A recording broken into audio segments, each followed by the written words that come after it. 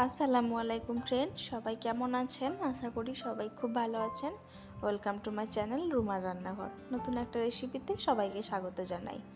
তো আজকে আমার রেসিপি হচ্ছে বাটার পনির মশলা। খুব সহজে ধাবা স্টাইলে রেসিপি আপনাদের বানিয়ে দেখাবো। তো চলুন শুরু করা যাক। প্রথম থেকে শেষ অবধি দেখতে থাকুন, আশা করছি আপনাদের ভালো লাগবে। তো প্রথমেই একটা মিক্সিং জার নিয়ে নিয়েছি, আর যার মধ্যে নিয়ে নেব দুটো টমেটো স্লাইস করে কেটে নিয়েছি। আর তারপরে আমি দিয়ে দেবো এর মধ্যে আদা 1 ইঞ্চি পরিমাণ, 3টে রসুন, একটা কাঁচা লঙ্কা, আর দিয়ে দিচ্ছি ধনে পাতার ডাঁটাগুলো, দিচ্ছি 1 চামচ পরিমাণ কাশ্মীরি লঙ্কার গুঁড়ো, ধনে গুঁড়ো, জিরে গুঁড়ো, আর খুবই অল্প পরিমাণে সামান্য হলুদ গুঁড়ো। বাকি মশলাগুলো 1 চামচ পরিমাণ দিয়ে এটাকে খুব ভালো করে আমি ব্লেন্ড করে নেব।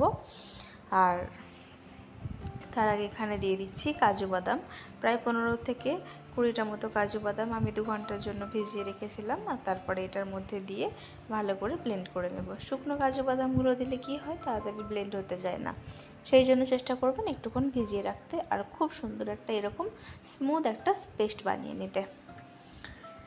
তো চলুন এটা একটা সাইডে রেখে দিই। আর কোনো মশলার ঝামেলা এখানে আমার নেই। এখন আমি পনিরটাকে একটু ভেজে নেব। আমি 400 গ্রাম পরিমাণ পনির এখানে নিয়ে নিচ্ছি। অল্প পরিমাণে সাদা তেল আর একটু বাটার দিয়ে দিলাম। বাটারটা গলে গেলে এখানে পনিরটা আমি দিয়ে নিচ্ছি। আর পনিরটাতে নুন, হলুদ, অল্প একটু কাশ্মীরি লঙ্কার গুঁড়ো দিয়ে হালকা করে ভেজে নিতে হবে। তারপর এটা আমি তুলে নিচ্ছি এখন।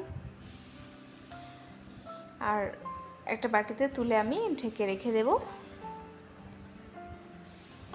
তারপরে ওই একই পাত্রে আমি সাদা তেল দিয়ে নিচ্ছি, আর দেব কিছু ফোড়ন, যার মধ্যে আছে 2 থেকে 3টে মতো এলাচ, তেজপাতা, আর 2টো ছোট ছোট দারুচিনি। এবার এটাতে দিয়ে দেব বড় চামচের 2 চামচ পরিমাণ পেঁয়াজ কুচি। পেঁয়াজটাকে খুব সুন্দর মিহি করে একদম কুচি করে নিতে হবে। তারপর এখানে দিয়ে নিচ্ছি অল্প পরিমাণে একটু বাটার। বাটারটা গলে গেলে এখানে আমি দিয়ে দেব 1 চামচ পরিমাণ রসুন কুচি ছোট্ট চামচের, আর 1 চামচ পরিমাণ কাঁচা লঙ্কা কুচি। ব্যাস, এখানে আমার আর কোনো মশলা, কোনো উপকরণ লাগবে না, যা পেস্ট করে নিয়েছি সেটাই। আর পেস্টের মধ্যে মশলাগুলো আমি সব দিয়ে নিয়েছিলাম, তার জন্য এখানে আমার আর কোনো মশলা লাগবে না। অল্প একটু দিয়ে দেব কাশ্মীরি লঙ্কার গুঁড়ো।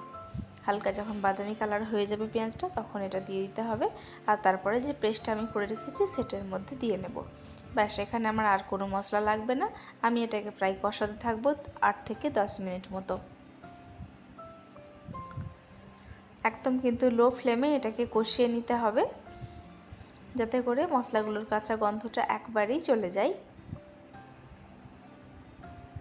আর প্রায় অনেকক্ষণ কষিয়ে নেওয়ার পরে যখন এরকম তেলটা ছাড়তে শুরু করবে, তখন এর মধ্যে আমি দিয়ে দেব স্বাদ মতো নুন আর 1 চামচ পরিমাণ চিনি। আর চিনিটা দিলে কি হয়, টমেটোর যে টক ভাবটা সেটাকে ব্যালেন্স করে নেবে, খুব সুন্দর একটা টেস্ট আসবে। নুন চিনি খুব ভালো মতো মিশিয়ে নিয়ে আরও কিছুক্ষণ আমি কষিয়ে নেব। অল্প একটু পানি দিয়ে নিলাম, এখন আরও একটু ভালো করে কষিয়ে নিতে হবে। চেষ্টা করবেন এই পর্যায়ে একটু গরম পানি ব্যবহার করতে। ব্যাস, খুব ভালো মতো আমার কষানো হয়ে গেছে, তেল ছাড়তেও শুরু করে দিয়েছে। এখন আমি ভেজে রাখা পনিরগুলো দিয়ে দেব।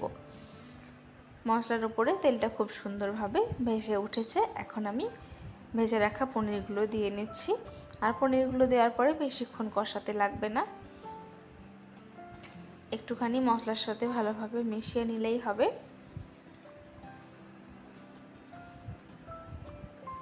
এখন আমি এর মধ্যে দিয়ে দেব কাসুরি মেথি। কাসুরি মেথিটাকে আমি অল্প একটু গরম করে নিয়েছি, আর হাতের সাহায্যে গুঁড়ো করে দিয়ে দিলাম।